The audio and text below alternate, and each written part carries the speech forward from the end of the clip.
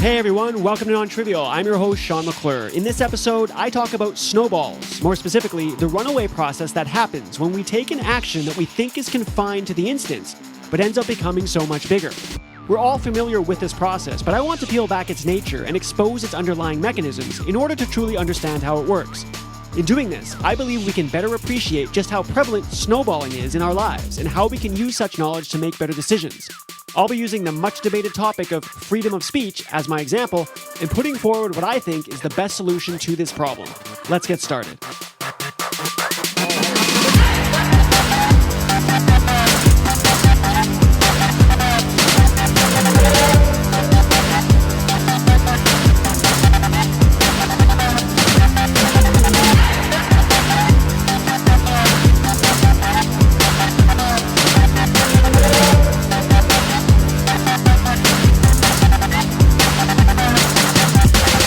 Okay, so I'm going to start talking about snowballing, this idea that we all know about where we do something and then it kind of takes off on its own. It's got this runaway effect, this runaway process that happens.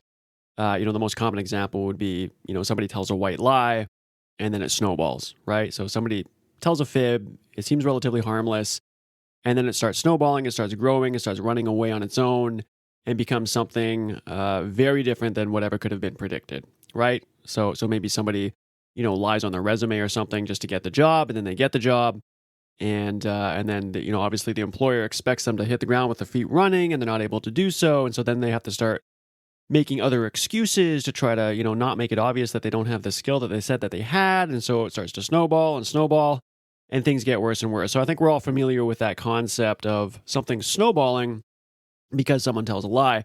But that process, this idea that something just takes off on a runaway kind of mechanism or process is something that happens in all kinds of different areas of life. And that's because, a number of reasons that we're going to get into. I'm going to obviously peel back some of the mechanisms like I always do behind how this happens, and then explain why I'm talking about the snowballing effect. But the main idea behind snowballing is that we tend to think that an action we take or a decision that we make in the moment is only relegated to that moment, right? It's only relegated to the context that we're dealing with when we do the thing. So in the lying example, right, someone tells a little fib to take the next step, and they think that's all it is, right? And we do this all the time. Hopefully not with the lying that much, but definitely where we make a decision in life and we think it's only about that moment. We think it's relegated to that one situation.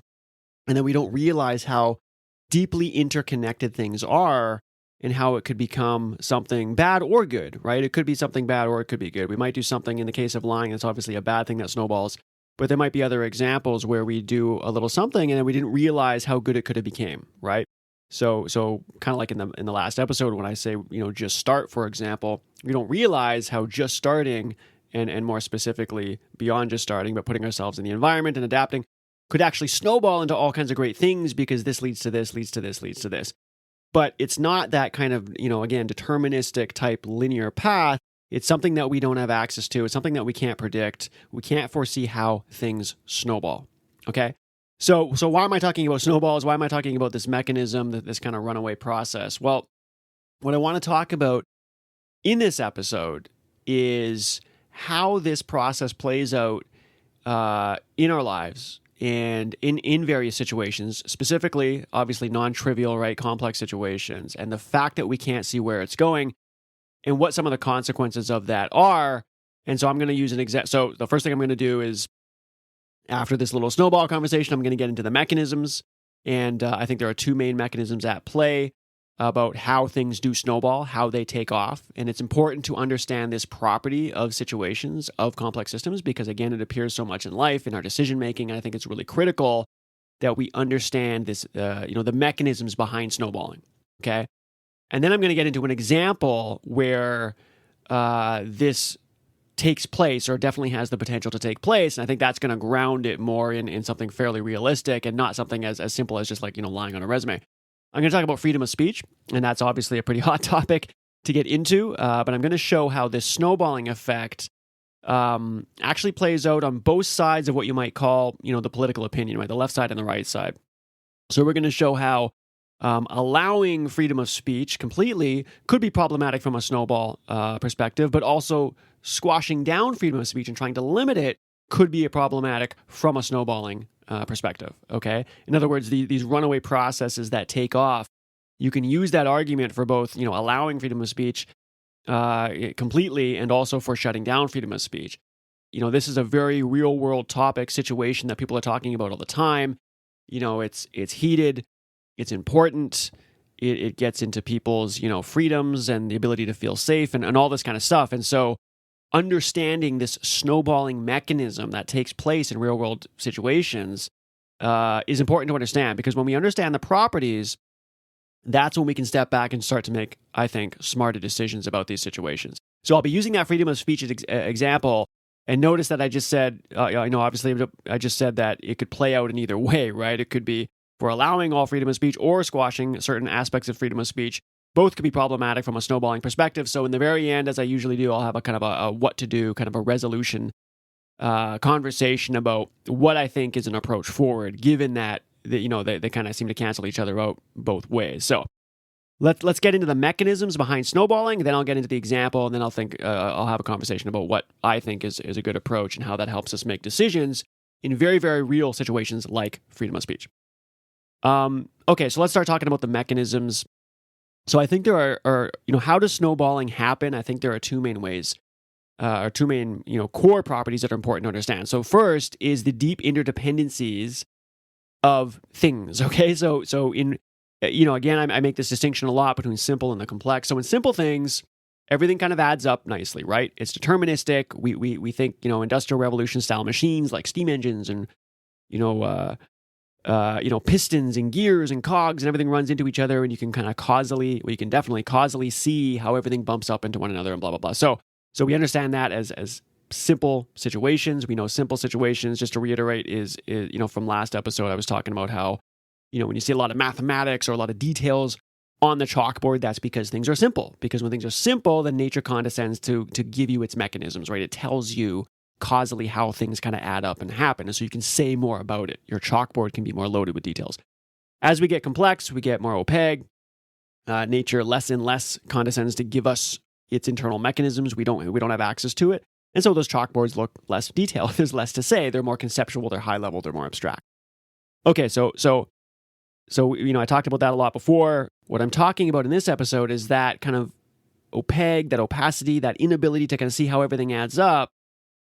One of the core reasons for that is because of the extreme interaction of so many components, right? We know that about complex systems and situations. There's many things interacting, and of course they gain their properties, their most distinctive properties from that interaction, right? But that means that so many things are connected, right? That means that so many things that go into a system or a situation that we call complex are very, very connected. They're very dependent on each other. Okay, so things don't really exist in isolation.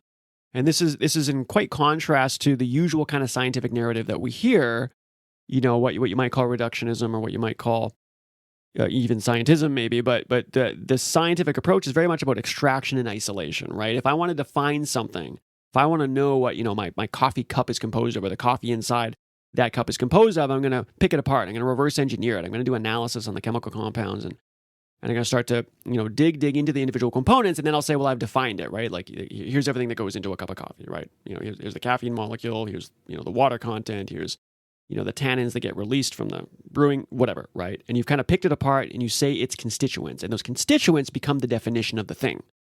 And that's very much how a lot of science has happened and still today does happen, particularly outside areas of complexity, where we take that reductionist approach and we pick everything apart, we reverse engineer it and say, okay, here's kind of the ingredient list of the thing, right? The extreme example of this, of course, would be the so-called theory of everything in physics, which, quite frankly, is BS. But I'm not going to get to that in this episode.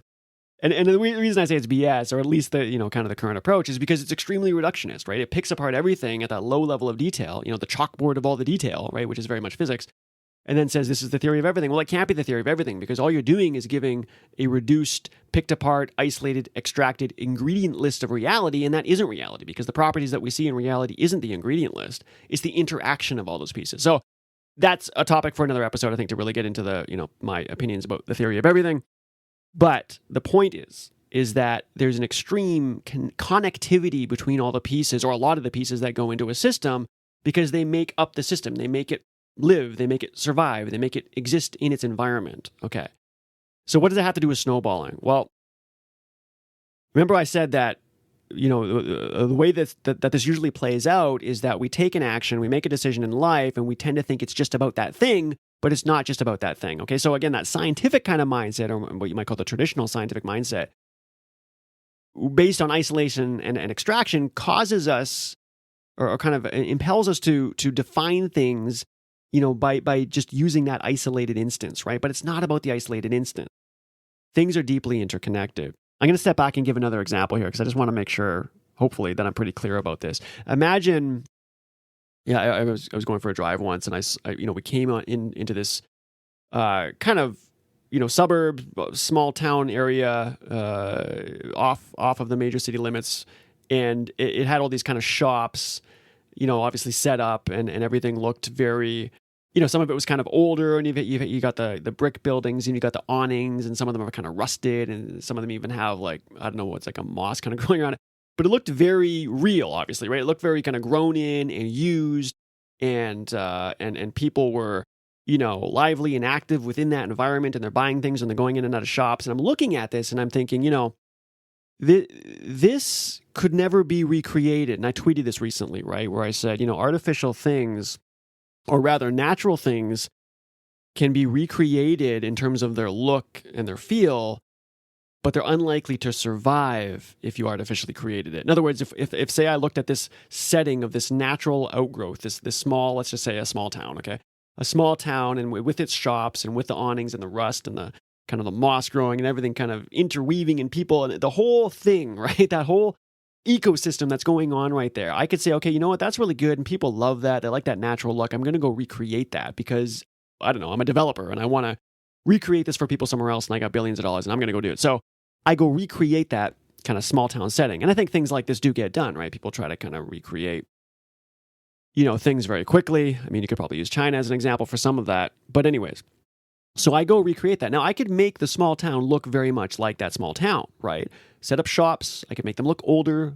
Hell, I could even use like older materials, and I could recreate the whole look and feel. And if you first approached it, went into it, you'd probably be, if I put enough money into it, you'd be impressed. You'd be like, yeah, this looks really good. This looks nice and homey, and everything's great.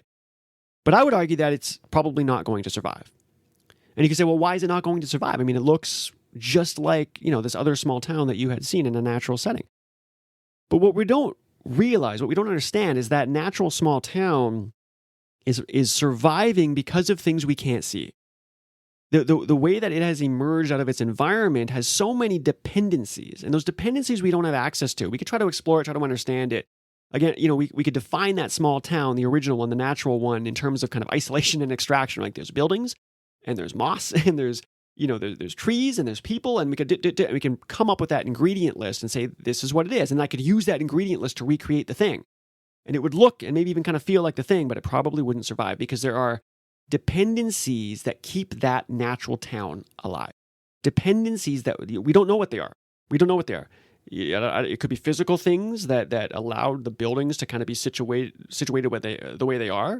And even though I create that same kind of situation, position, building over here, I don't know, all the dependencies that made those buildings get arranged like that. And something about those dependencies is making that thing successful. It's making that thing survive. So hopefully that made sense a bit. But this is what I'm saying, is that things that are around that outgrow naturally and survive are doing so for reasons that we often can't see. And that's because they've got these deep hidden dependencies. We don't know what those dependencies are. They might be physical things. They might be more ephemeral things. They might be kind of human interaction things. And we just don't realize the confluence of factors that come into play, that combine in such a unique way to make that thing good and to make it survive for a while, to give it its reason to be here. This is why a lot of times when we talk about complexity, I say this a lot. I say that you stop looking for reasons, right? That traditional scientific approach for looking for reasons is very problematic under complexity, because under complexity, we don't have access to that kind of causal information. A little bit maybe, but barely any. So this idea that we're going to search for the why behind something that we tend to think is the paradigm of science, well, you could say it is the current paradigm of science, is extremely problematic. going into what I hope will be the new paradigm of science. Okay, because that causal information is just not available. So I often say, focus on the properties, not the reasons. Right? Properties are more important than reasons. And of course, that's what I do in this podcast episodes. I focus on the properties of the situations. So anyway, okay, so I'm talking about towns. I'm talking about interdependencies. So let's go back to snowballing. So what I'm saying is that one of the core mechanisms behind snowballing, and I'll talk about why this is important for real world situations later, is because we can't see, right? The main idea behind snowballing is we can't see where it's going to go. We can't see all the things in our lives it's going to affect. And that's because of, I believe, these hidden deep dependencies that we don't have access to. We know there's dependencies there. We understand this about complex systems, right? We understand that, and we see this a lot of times in whether it's in an experimental setting, in a lab setting, or in the real world, where if you remove something, all of a sudden the thing collapses. But often we don't know why, right? And sometimes that's enough information. If I remove all the calcium from my diet and I get really sick, then I can say calcium's probably healthy, right? That doesn't mean I know why, right? I talked about this a few episodes before. You might have the prevalence of a compound in the body of a healthy individual. That doesn't mean you know the role that it's playing, right? I might not really know the role calcium. I'm not saying we don't know the role calcium plays. I'm just saying as an example, right? If you remove something and it dies, then you know it plays a role, but you might not know what role it is. So when it comes to snowballing, right, we can, by understanding the one of the underlying mechanisms as there's deep core dependencies that are hidden, we can start to be a little bit smarter about how snowballing happens in our lives. In other words, we might know that, often I've seen previously in my life, let's say, that if I make this kind of decision, it tends to lead to bad things. And you can try to analyze and pick apart, well, why does it lead to bad things? It doesn't matter. Or we can say that, the positive version of that, right? I've noticed that when I, right, to take this action or this kind of action, it tends to lead to good things. I might not know. I mean, maybe a common example, well, I've even noticed in my own life that, criticism can be a really positive thing. It's really uncomfortable in the moment. But if I think back, I can look back at the times where maybe I've been criticized about something. And I thought, and if I think about it, that ended up leading to some really good things. Because maybe I got a little bit angry in the moment, and then maybe I just said, oh, I'm just going to go ahead and build this thing, or I'm just going to go promote this thing, or I'm just going to go do this thing because I don't care what everyone thinks, whatever it is. And then I did it, and then all of a sudden a lot of good people took notice, and yada, yada, yada, and it led to good things. And maybe I've noticed that pattern kind of repeat, whatever. I think we all have examples. If you just stop and do a bit of introspection, you'll realize that, there was this kind of repeating pattern in my life, right, where I did something, or I didn't do something, and it led to either a good or a bad outcome, and you start to see this. Now, I don't know exactly how all that adds up, right? And I think that's the mistake a lot of people get into is you're going to be like, okay, well, why does criticism work? And I'm going to start to analyze, and you start to do kind of the why approach, and you might start to tease some of that out. But I think a big mistake, and I tweeted this recently too, is just that, people will often try to uncover reasons and come up with plans and approaches and strategies to their life because something will go well, and then they're going to like, okay, now I'm going to reverse engineer and try to turn it into a recipe, and that's when it blows up. And it blows up because you don't have access to all the confluence of things that had to come together to make that successful. At a high level, property level, you can notice it leads to good things, right? Like calcium leading to good health. But as soon as you start to pick apart the path, or what you think is the path, as to why that improves the outcome, that's where you get into trouble. That's where you get into this naive interventionism, where you start to intervene on a complex situation, leading to catastrophe, leading to bad things, because you just don't have access to the information. You don't really have the story of why something added up, or didn't add up, or it became the outcome, but you think you do, and it's a false narrative, and you start operating under that false narrative, and it has disastrous consequences. And I'm actually going to talk a little bit about that when we get to the freedom of speech stuff later. Okay, so I've harped on about that. So snowballing, an important property, happens all the time. We know that certain things in our life we can do, and either in a negative or a positive fashion, it can just take off, it can just run away, but we don't know how it's going to run away. We don't, we can sometimes see that this leads to good outcomes, this leads to bad outcomes, but beyond that, we don't really know. Like, even if it leads to good outcomes, even if the critique that I received back in the day led to good outcomes, that doesn't mean if I keep taking critique, it's going to lead to the same good outcomes, right? And maybe there's a threshold there, it could be good, but it doesn't matter. The point is, it's just that high level understanding that things do run away, and I can try to make decisions, and I'll talk more about this later, but decisions within my life about how to these kinds of things lead to better outcomes. These kind of things lead to maybe bad outcomes. But I don't know what those outcomes are going to be. Okay, it's not a path. It's not a big recipe. It's just a high-level property that exists. So snowballing as a mechanism is an important property to understand about real-world situations. And one of the mechanisms behind that is the hidden interdependencies. Okay, and mechanism maybe isn't even the best word there, but a kind of a core property behind why things would just kind of take off. Not to use the word why there, but is because we don't have an understanding or a view of how so many things are deeply connected. And so that's why they can just take off in ways we can't even predict. Okay, so that's snowballing. Now another deep mechanism behind this is what we might call renormalization, and this is where, and we see this a lot. Everybody's probably has an example of this maybe in their personal life, but we definitely see it on the political scale and different things in society, definitely at the society level, where you start to make small concessions, let's say, to something, right? And then it starts to grow and grow and grow and grow. It's another type of snowballing. So I'll give an example of this. Actually, I bring him up a lot. Nassim Taleb uses a really good example of this, where he talks about, and I'm paraphrasing here, so I'm not going to do it exactly the way he did it, but it was something about like going to a barbecue or a luncheon, and maybe you, the person putting it on, obviously there's different people, coming to this barbecue, let's say, or let's just say a potluck. Let's say a potluck. Everyone knows what a potluck is, right? So everyone brings food, and most people don't have restrictive diets. I can eat meat, I can eat vegetables. I don't have any necessarily religious dietary restrictions, but some people do, and it's usually a minority, right, within the group, a smaller portion of the population that would have maybe a religious reason not to eat certain types of meat. Maybe it needs to be kosher, right, Jewish. Maybe it needs to be, or maybe somebody just needs to have organic, right? Needs or wants to have organic food. And if you ask everybody else, you say, okay, look, it's got to be all organic, or it's got to be non-GMO, or it's got to be kosher, or it's got to be whatever, or we can't have pork. Most people would be like, okay, that's fine, that's cool. I mean, I don't care. I don't have to eat pork. I don't have, I'm perfectly fine eating kosher food. I don't have to. If it's organic, if it's non-GMO, I mean, that's fine. Tastes just as good. Maybe it tastes even better. I don't really care. Like if I'm someone who is in generally the majority opinion of things, where I kind of just eat whatever, I mean, healthy, but whatever, then I don't care if somebody has some restrictions. So I'm like, okay, yeah, sure, go ahead. Let's do that. And then what happens is that's just the beginning. And then something else, whether it's another potluck or another event, and people start making these kind of individual concessions, right? Which in the moment never seem too bad. They never seem too crazy.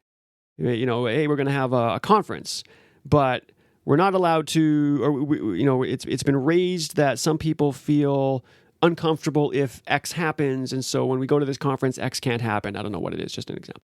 And it might not seem like that big of a deal to a lot of people, but we know that it affects or offends some people, and so we kind of just make that concession and say, yeah, okay, yeah, sure. I don't care, as long as I can still go to the conference and learn what I need to learn. I don't really care. So we make a concession.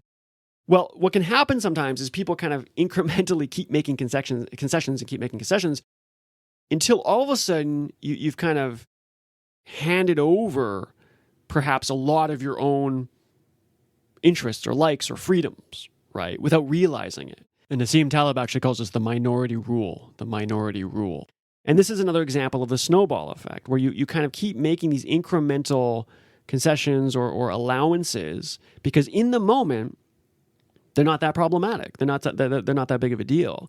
But over time, they've accumulated into what, and before you know it, you turn around and you'll be like, wait a second. All of a sudden, there's all these things in place where I can't do this and I can't do that and I can, And so we see this definitely at the societal level, right? And of course, we can get into the debate about, well, what's the solution to that? Do we just let it happen? Do we stamp it out somewhere? Do we not make concessions? I mean, what is the answer to that, right? And of course, that's debatable. And you can imagine that's going to come up as we start talking about the freedom of speech example. Now, I call this second mechanism renormalization. It comes, from a number of areas, condensed matter physics is an example. But basically, back in the day when they're trying to figure out, they still do this, they try to figure out how the small scale stuff becomes the large scale stuff, right? We talk about the difference between simple and complex. How does the simple become the complex? And so renormalization is a kind of approach where you start to take these little averages and you keep coarse graining it, and you make bigger averages and bigger averages and bigger averages, and you step all your way up until you get to the big system, and you say, oh, look, maybe this is how the small becomes the big. I'm not really a fan of that. Again, I think that's a false narrative because I don't think we have access to that path. But as a concept, this idea of renormalization obviously happens and obviously makes sense. In other words, things become the new normal, right? They get renormalized, right? They become the new normal. In fact, renormalization is probably not a good word. It'd almost be more like nova normalization, new normalization, whatever. You're stepping up to a new normal. How it actually happens, again, going back to the hidden dependencies, we don't really know. But we can see that as you incrementally keep making concessions to in a given situation, that new normals will be established. Okay, so those are the two mechanisms I would argue for snowballing. Okay, right. One is that there's these deep hidden dependencies that exist, and there's this confluence of factors that come together to make a thing, and because of that, because we don't have access to those dependencies, because they're hidden, this is why it snowballs, right? This is why not only does it take off, but we can't see where it takes off, because that's really the idea behind snowballing. It's not just that it's a runaway process, it's a runaway process that we don't necessarily know what it becomes, right? And that's because of the hidden dependencies. And then the second one is, kind of more mechanistically, is just this renormalization process where you keep making these little incremental decisions that don't seem like a big deal in the moment, but they accumulate into something that maybe we never could have imagined down the road. So the world becomes a new world, but we never saw it really becoming a new world. It kind of happened faster than we noticed. And then all of a sudden you're in this situation. Oh my gosh, what's going on, right? And it's just these little incremental decisions that were made, but not one of those decisions seemed like it was a big deal at the time. So it got renormalized. So hopefully that made sense. Okay. So those are those kind of two mechanisms, I believe, behind snowballing, and they're obviously deeply interrelated. They occur together. So now I want to get into this example of freedom of speech. So let's do it. Let's blow it apart.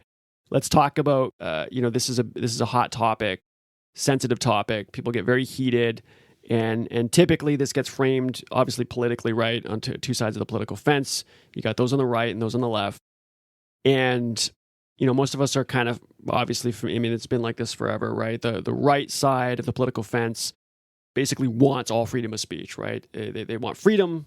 They want the individual empowerment to be able to say what you want. And yes, you're going to have to accept a lot of crap with that. But by and large, the idea is that is for the best, right? Freedom of speech is for the best. People should be allowed to say what they want. It's the free society that allows creativity and innovation and new ideas and solutions to our most pressing problems. And it's not always pretty, but that's the way to do it. And that would be the right opinion. And then traditionally on the left, freedom of speech is seen in its extreme as somewhat problematic, or at least today we could say that's how it seems to be framed, right? Is that just this blanket allowance of free speech, it's argued can be problematic because people start saying things that are offensive, right? And that discriminate, and that maybe start to bring things into society that almost subconsciously force us to maybe view a certain type of people a certain way, or whatever it is. Okay, so you've got the right side which says all freedom of speech, let's let it go, and it's not always going to be pretty, but it's the best. And you got the left side which might say this kind of needs to be constrained. There's got to be some guardrails on that, because I think a complete allowance of all freedom, especially in today's social media climate, can be very problematic. The voices that are saying the bad things, are unfortunately given really big microphones because of social media. And so actually, a complete allowance of freedom of speech is problematic. And then of course you can get into the whole misinformation stuff. We won't get into all that. But okay, so you've got those two kind of versions of that. So let's think back to snowballing as a mechanism, because freedom of speech would be a very real world example of something where an understanding of the snowballing property, right, of complex situations could be really, really useful, I think. And specifically understanding, appreciating the mechanisms behind it, the fact that it's got hidden dependencies, and the fact that there's this kind of renormalization process that happens. So can we somehow resolve, or work towards a better solution for the freedom of speech issue? Should it be allowed or should it be constrained? Let's start with kind of the right political side of things, where we say, okay, the argument is we should allow complete freedom of speech. We should just allow people to say what they want. It's a free society. It's a fundamental part of democracy, the republic, whatever. People should be allowed to say it. Now, you could use the snowballing mechanism to support this argument, right? Because you could say that, look, if you start hampering down or squashing down the ability to speak freely, it might not seem like that big of a deal at any given moment, but it's going to have disastrous consequences in the long run. And that would be correct as an argument. I'm not saying it's fully correct and that that's the right opinion to take, but as a logical argument, that is a good argument, right? Because we know, right, this is obviously a real-world, non-trivial, complex situation. We have a lot of human beings, and they're interacting, and we can say, as a property of systems, we know that you could have a snowball runaway effect if you start to lock down the ability to speak freely. And so go back to kind of that potluck example, right? Just as some people will make concessions incrementally. So we might say, okay, well, you can't say this. And everyone at first says, yeah, I mean, that makes sense. That's pretty drastic. I don't think anybody needs to be saying that kind of garbage. So let's shut that down. And everybody's okay with that. And it's true, right? Most people left and right, yeah, okay. I mean, I believe in freedom of speech, but I can understand why nobody would want to hear that. So let's shut that down. And then a little bit of time goes by, and then somebody else says something, and then they start to squash that down. And over time, what ends up happening is pretty soon a lot of speech starts to get hampered. This would be the argument, right? A lot of speech starts to get shut down. And the problem with this is what I like to call flexible interpretation. There's going to be this infinitely flexible interpretation around what, let's call it, hate speech actually is, right? It starts off in a very obvious fashion. It starts off saying you can't say that. We know the really bad words. We know the really bad things. So we shut that down. But all of a sudden, somebody somewhere starts to feel uncomfortable, unsafe, whatever it is, with a certain type of language that most people might say, oh, really? That's, I mean, I think that's, seems like a bit of a stretch. Seems like maybe you're taking it out of context. But then again, I don't have your background. I don't have your experience. I mean, I can't speak for you. I can't start imposing my truth on your truth. And so maybe another concession gets made for something that you might not really agree with, but, okay, fine. I guess nobody really needs to be saying that. And if people are speaking up and they're feeling uncomfortable or discriminated against, then maybe it makes sense to shut that down. And so we make that next concession. The problem here, and we're taking the right side of the argument currently, under this argument, the problem is that interpretation of what is bad or hate speech has no end to it. Because there's always going to be a way to interpret the speech as bad. And we do see this. And I'm not arguing where it's good and where it's bad, and we can get into the debate. But this is a known mechanism. This is something that happens because we do this in all areas of life. It doesn't have to be related to freedom of speech. This always happens. This happens in science. This happens in our day-to-day lives where we see something and we decide to interpret it a certain way. We kind of get our confirmation biases kicking in, and I see this and I think it's this and I think it's that. And so much of life comes down to interpretation. Again, complexity. We don't have access to exactly how things come together to produce the outcome, so we have to try to interpret it. We have to come up with a narrative, and we really, really strongly believe in that narrative. But everybody has a different version of that narrative, and so, and it's, to be clear here, I'm not saying that the people who are defining speech as bad are like doing it for nefarious reasons, or you really know that's not bad, but you're doing it with an agenda. There might be people like that, but that's not what I'm saying here. The point is, as humans, we will do this. We will keep interpreting things because we have to, right, a certain way, and so. Where this becomes problematic with this argument is that as there is no end to what hate speech is, right? There is no end to what the problematic speech is because it can always be hurtful to someone if it gets interpreted a certain way, whether that's out of context or whether that's the way the media portrayed it. At some point it doesn't even matter. It was said, it was heard, it's making someone feel uncomfortable, and so it's going to get interpreted. So this will have a runaway process to it, right? It will. We know this. I'm not saying this is the full answer, but we do know that these things do happen. So there's instead of saying it will, I should say there's a very good chance that it will, because we know runaway snowball, processes happen in these kinds of complex situations in ways that we don't know. We don't know how it's all going to be deeply interconnected. We don't know what the outcome is going to look like, but we do know it can run away. And so we can foresee that, not how it's going to play out, but we could foresee that it could run away to something very problematic where speech just keeps getting hampered down. It started with like little concessions, and then eventually just got out of control. And now nobody can say anything. And now we're all walking on eggshells. And so kind of the right side of the argument here, not right correct, but political right side of the argument here is that it makes more sense to allow complete freedom of speech, because what that does is it nips the runaway process in the bud.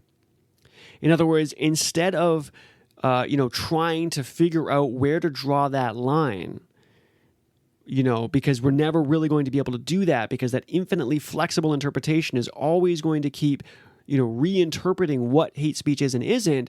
Instead of getting into that process, that approach that doesn't really have an end to it, and that is going to lead to problematic outcomes, because it will just run away, and you'll have to hamper down all speech. Nobody will be able to say anything. Instead of getting into all that, which can't possibly have a solution, seemingly, we should just nip this in the bud and say, as a hard rule, allow all freedom of speech. Now, that doesn't mean it's going to be pretty, because you're going to have people on the fringe, and you're going to have the idiots, and you're going to have, unfortunately, a lot of, kind of bad people saying bad things, and that's just a part of reality. But the bigger picture, so the argument would go, is that it's still for the best. It's still for the best, because then you're not getting into this takeoff snowball scenario where there's no end to the shutting down of freedom of speech. You're instead just kind of making it a black and white decision up front and saying we're allowed to say anything. There's going to be some crap, and we have to kind of trust humanity to know that is crap, and to by and large, ignore the crap and stick to what's right. And I believe in, the human spirit, and I believe in morality, and I think it's more or less universal. And so I think that's going to be the best approach. Okay, that would be the right-hand side, or the political right argument. And there's a lot of true things in there, because it's true. That can be a runaway process, and that could lead to bad outcomes. And we could see mechanistically that there is that the infinite flexibility around what is and isn't hate speech really has no end to it, and so that could definitely snowball. So you might say, okay, that's settled. So there you go. I mean, it's not pretty, but I think the best decision is just to allow freedom of speech. And you could make that argument, and it would be a very good argument, and it would be a logical argument.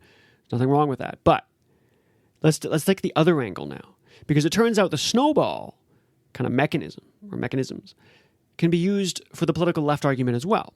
So I'm going to use an example of comedians, because comedians are kind of these edgy people, right? They really put themselves out there. I mean, yes, they try to make people laugh, but they also typically try to kind of dance right on the edge of controversy, right? Because that gets them known, that gets them seen.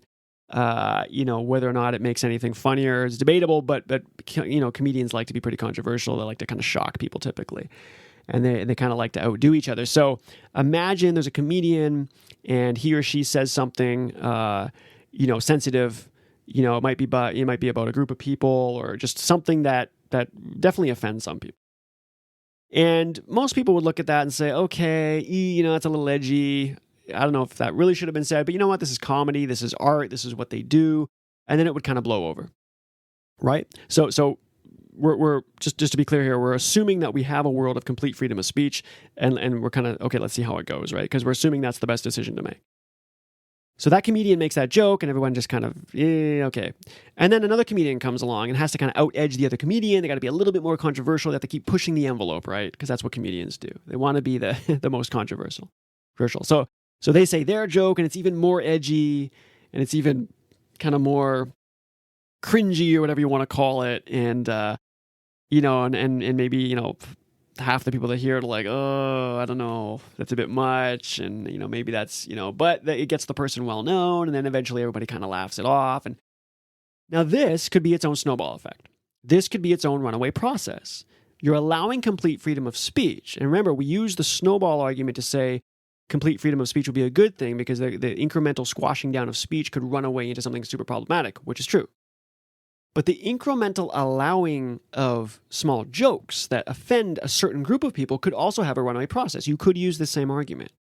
As each, I'm just using comedians as an example, it doesn't have to be comedians, it could be anybody, but as each comedian tries to out-edge the other, and they try to keep being a little bit more controversial, we start to renormalize, right, speech that is maybe discriminatory or offensive, or what, hurtful, hateful, whatever it is. And it kind of folds itself into society and becomes normal. And maybe, you could imagine, subconsciously, maybe we start to view a certain type of people a certain way because we've heard these jokes all the time. But we don't really think of anything because, it's a joke, or it's almost subconscious. But that could have its own runaway process in ways that we don't know because it keeps getting folded in, right? It keeps getting folded in through this renormalization and with all these hidden dependencies that we don't have access to.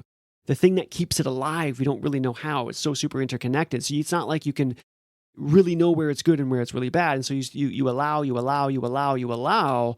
and all of a sudden these kind of things become, whether you want to call it socially constructed or whatever, they start to become kind of embedded in society.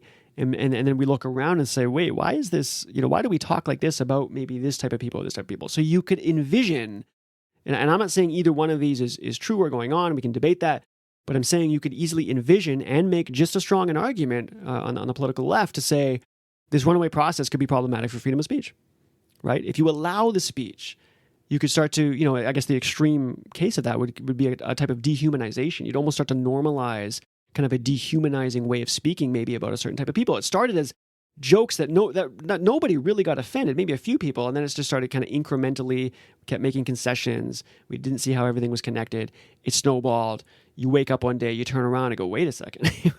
There's something embedded into society now that is actually not that great. So you can use the snowball argument on both ends of the fence, I would argue, okay? And I would say they're both just as strong because all you're doing is you're just stepping back and saying, look, this is a complex situation. This is the world. We've got lots of people. And we know as a property of these types of situations that snowballing does happen.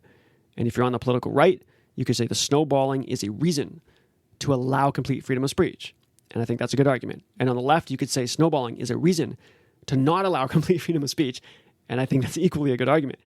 Okay, I don't think there's any advantage there. So we're at this kind of impasse, right?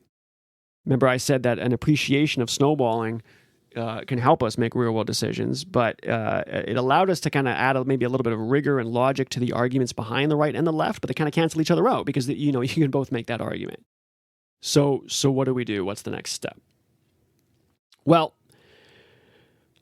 notice something about both cases. In both cases, the problem wasn't necessarily the runaway process. We have to have an appreciation that this happens, but it's not the runaway process that's necessarily the problem. Remember I said at the beginning, runaway processes can be good and be bad, right?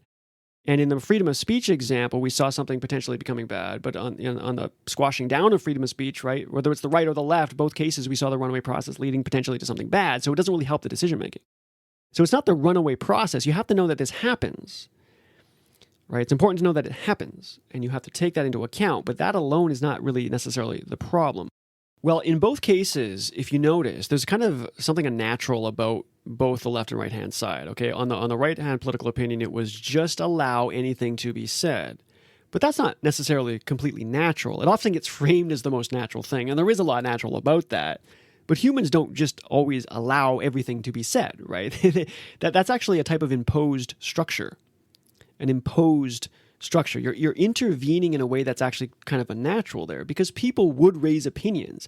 And if every time someone raised an opinion and said, I don't want you to say that, you then shut it down and said, no, there's a blanket argument here. It's freedom of speech and everything's allowed, so kind of shut up and sit down. And well, that's not really natural, right? It's more natural to at least listen and then see if a certain amount of structure would make sense, right? So the complete allowance and opening of the gates is not necessarily a natural thing, and that I'm going to argue here that is a type of imposed structure, right? You're specifically locking down a system where the gates are open. You're locking them open, if that makes sense, right? You're keeping them open. You're kind of artificially forcing the gates to always be as wide as possible, and that's a type of intervention. That's a type of imposed structure on the system. And we know that when you start to impose kind of an artificial structure on systems, they tend to collapse, okay? So I think the complete opening of freedom of speech has a problematic aspect to it from an understanding of property's perspective, right? Because you're imposing on a system that isn't quite natural. The more natural thing would be the allowance of concerns to be raised and the taking into consideration of those concerns, okay? And then on the left side, you obviously also have the imposed structure there too, because you're saying every time somebody raises the opinion, we kind of lock in a new level of what's considered hate speech. Okay, and it's kind of this runaway bootstrapping effect, right? Where the kind of the goalpost gets moved and then you lock it, and then it gets moved and then you lock it. And so we have this problem of, the Overton window, as they say, right? The kind of range of allowable discourse. That Overton window starts shrinking on the left side of things, where you keep shutting down the free speech. So the amount of things that we can actually say becomes smaller and smaller, and there's something very unnatural about that process. And on the right, you kind of just, keep the Overton window open as wide as you possibly can, and you never allow it to shrink through natural conversation, through natural decision making. You just force it open and you keep it there, and there's some kind of unnatural imposed structure on that side of things too. So this is I think what the problem is. It's not so much the runaway process. Runaway processes, they happen in nature, but they tend to breathe, and by that I mean, things will grow and then things will shrink, right? Things grow and then they get pruned back, and you see this kind of growing and pruning throughout nature. Things breathe, they go in and out.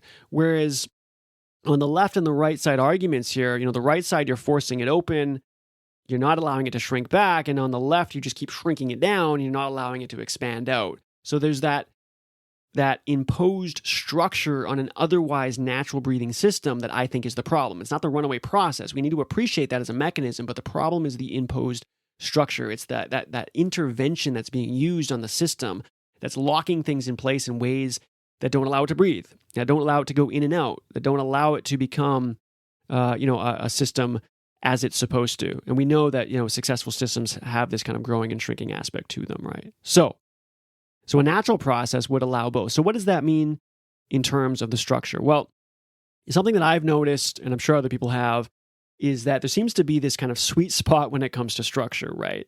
Kind of a fundamental truth of all of, nature is that you have to have structure, right? But too much structure is bad.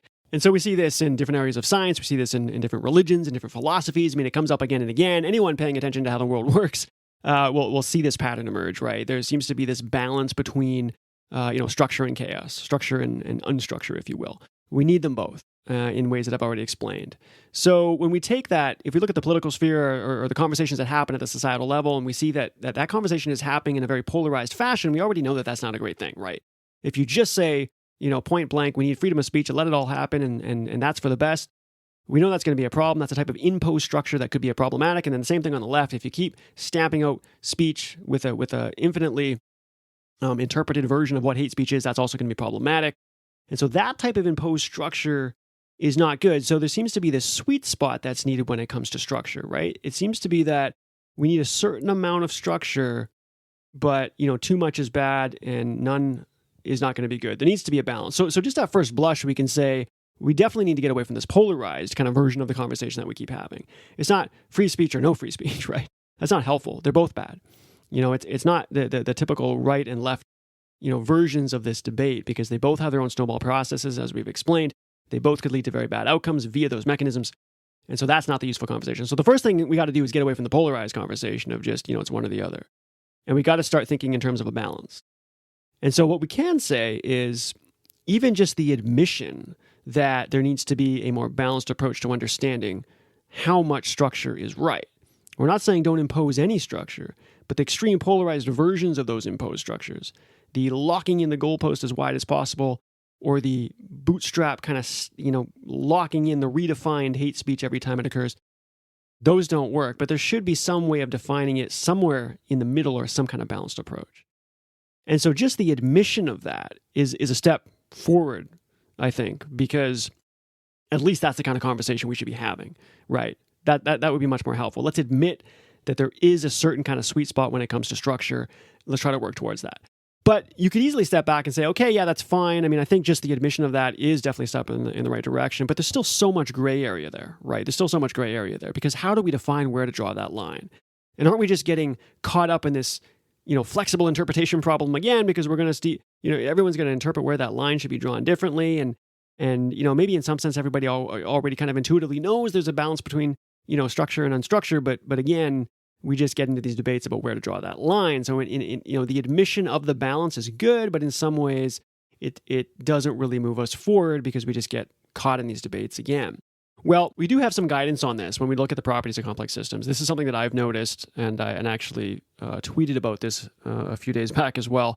I've noticed this with structure in general, that if you keep backing off the amount of structure, that imposed structure that you put on something, the better, because you're allowing more freedom. You're allowing, the exploration of that possibility space. You're allowing more creative innovation to be kind of coaxed out of the entropy, coaxed out of the environment. And it's a very, very good thing. But if you back it off all the way, it's problematic. If you remove it, it's not good. So the less structure, the better, but none is disaster. And so what I said in that tweet was that, the structure is most powerful right before the point it no longer exists. Structure is most powerful right before the point it no longer exists. Less is more, none is disaster, right? So this applies to government, management, project scaffolding, procedure, process, instruction, prescription, and life goals. It doesn't matter, right? Structure is most powerful right before the point it no longer exists. So we do have some guidance with respect to maybe where to draw that line. And so I would argue that because we see this pattern where you want to reduce the amount of structure as much as possible, that much of imposed structure should be less, but not completely removed, that when we think about trying to balance, structure and chaos, it's not really a 50-50 type of balance. It's not really like you're striking it in the middle.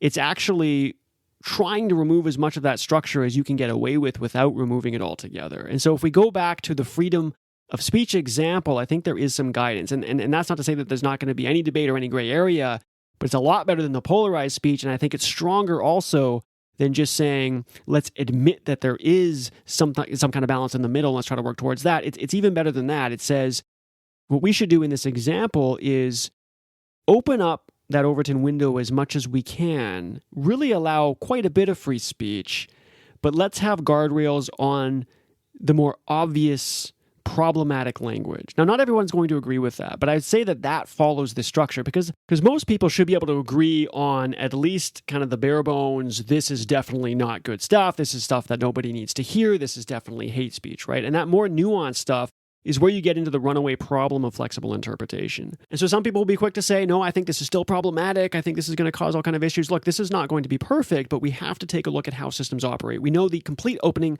of the window can lead to bad problems. We know that constantly redefining speech can lead to bad problems. So that can't be the decision. We can't allow snowballing to just take off. So we do have to draw the line somewhere.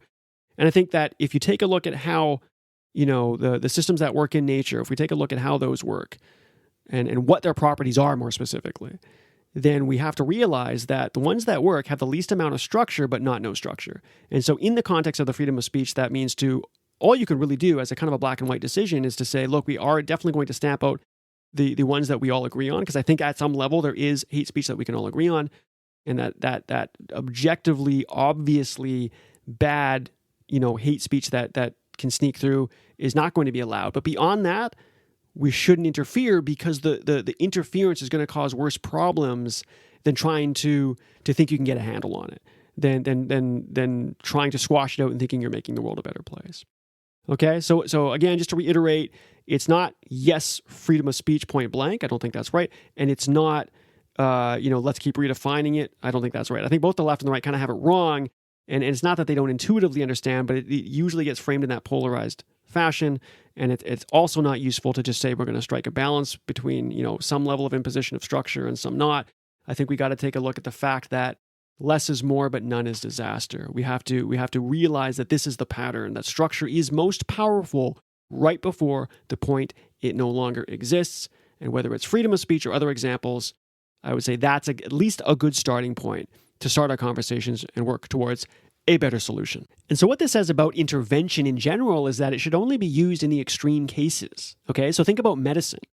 That is a type of intervention, right? Somebody has a sickness, a disease, and medicine is coming to intervene. Ideally to try to cure it, but really just deal with the symptoms. But whatever it is trying to do, it's an intervention, right? It's trying to get in the way of whatever process is happening and hopefully try to make a better outcome for the patient.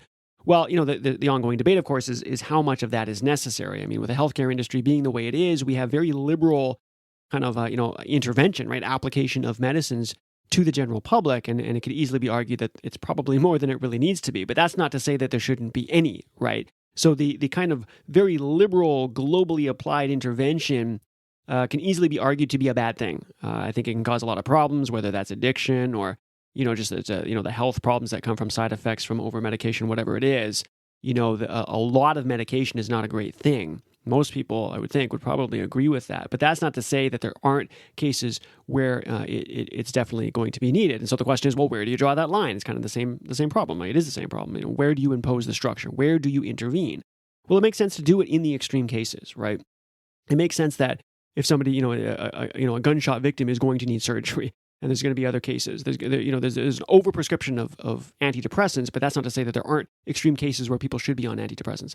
Whatever the medication is, if it's plastic surgery that's probably done too liberally, why intervene in something like that? But at the same time, a lot of people would agree that burn victims should probably have the option to have something like that, right? So it makes sense from a medical intervention standpoint to use it in the extreme cases. And so again, that's really what we're saying about intervention ultimately. When we say that less is better, less, but at that point where you take it away, that's where it goes wrong, right? Structure is most powerful right before the point it no longer exists. So that there's an example right there in medicine, and so that's why we see that in the freedom of speech example as well. Okay, is the extreme are the universally agreed upon parts of speech that we do not want to allow. And I think that does exist. I think there is an objective truth there. That if we're all being intellectually honest, at some level we can say, yeah, these are words we don't want people to say. These are things that we don't want people to say. And then when you get into the more nuanced stuff, that's when it gets gray. So the extreme is the extreme language. The extreme language that we all can objectively agree is wrong. So you can see the analogy to the medicine example, right? You're saying to intervene, to draw that line when the situation is extreme. And that's just another way of saying, really, that structure is most powerful right before the point it no longer exists. That's where we should do the intervention. Okay, that's it. So thank you so much for listening. You can also find Non-Trivial episodes in article format if you'd rather read or maybe listen and read. You can find it on Substack and Medium. On Substack, visit seanmcclure.substack.com. On Medium, that's seanmcclure.medium.com. If you like what you heard, please consider maybe giving a Non-Trivial a 5-star rating. That would help out a lot, maybe even a short review. I'm Sean McClure. This is Non-Trivial. Thank you so much. Until next time.